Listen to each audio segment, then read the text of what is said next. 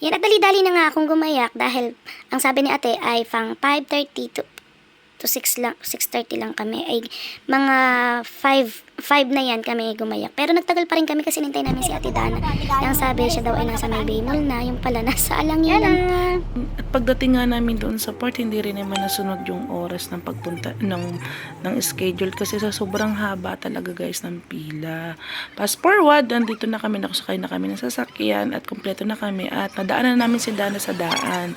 Buti na lang at sa ibang way kami. Guys, andito na kami sa Pagpunta nga namin ng port, naligaw pa Batangas, kami. napakahaba Dapat ng doon pila. pala sa isang daan kami Ayan. pumunta. Doon sa may Dolos. Hi! At yun nga nakatulog si Kiana sa biyahe. Hindi kasi siya tumulog ng tanghali guys. Kaya naman siya ay binuhat na lang.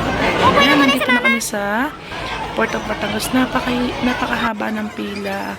Pero okay lang naman kasi pinuntahan kami at inuuna pala mga bata at may mga kasamang senior, mga buntis. Yan. Dapat guys, pag pupunta kayo dito kayo ay Kung kayo ay nakabook ang ticket, yan, meron po silang Dolos Hope sa online hanggang April 28 lang po sila dyan sa port. May mga nag-walk-in din naman kasi doon na lang sila nag-scan code. Tapos, okay naman, wala naman siyang capacity kung ilan ang papasok. At yun na nga, nagpicture muna kami guys. It's part 1 muna ito guys. Napakahaba po talaga ng video. And sana nag-enjoy po kayo. Salamat sa panonood! at yan nga po ang kabuuan ng Dolos. Alam po kami ng time na yan. Bye!